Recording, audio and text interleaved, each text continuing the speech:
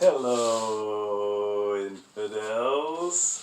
Why is Mary always with Jesus when they paint these icons, especially in the East? Because Mary's greatness is always directly has to do with Jesus Christ. Mary's not great without Jesus, but with Jesus, Mary becomes great in all humility. It's the same thing with you and me. It's the same thing. How do we want to be great? Now, maybe not in the eyes of the world, I'll give you that. But how do you be great in the kingdom of God, which is more important than the world? And it could carry over into the world. Let's face it. Jesus did some great things in the world, too. It turned some heads. Like, how about turning water into wine? How about feeding 5,000? A lot of great things. Of course, you know, Jesus is both divine and, well, he has two natures. He's one person. He's a divine person with two natures. Human and divine natures. But he's a person. Jesus is divine as a person. Now, Mary is the mother of a person, not of a nature. So Mary gets the title Theotokos, the mother of God. What makes Mary great, though, as the mother of God? That's a great title. A lot of people have problems with that. But the council, I think it's the Fourth Ecumenical Council, said, you know, game over. That's the proper title.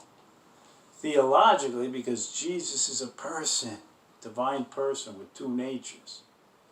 So they called Mary Theotokos, the mother of God. But the greatness of Mary is only because of the Son. And that's why in the East, all the icons, like almost all, I think pretty much all, they always have Mary with Jesus for theological reasons, to show the greatness of Mary is because of Jesus.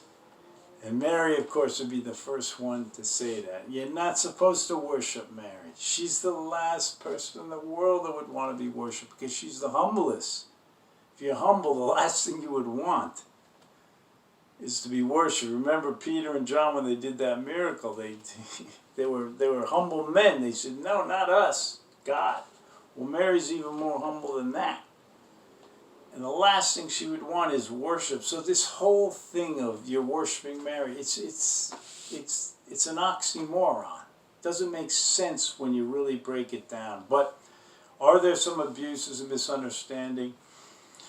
Yeah, perhaps there is. But really the Eastern Orthodox, Eastern Catholic have it right. They have this right in the sense of the greatness of Mary theologically. It's very sober. Theologically has to do with Jesus Christ. And they always do the paintings with Mary. I got other ones here too. Well, here's this one with here's this one. Yeah, this is Our Lady of Częstochowa. This is like from like Poland. This is also called the Black Madonna.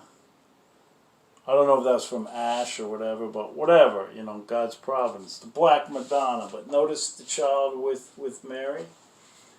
And that's what makes Mary great. And that's what makes you great in the kingdom. You get closer to Jesus too, you're going to be great in the kingdom. And that's what makes saints. Saints are close to God. They're close to Jesus. That's all. And so Mary... this is another example, and this isn't Byzantina. This is the West too.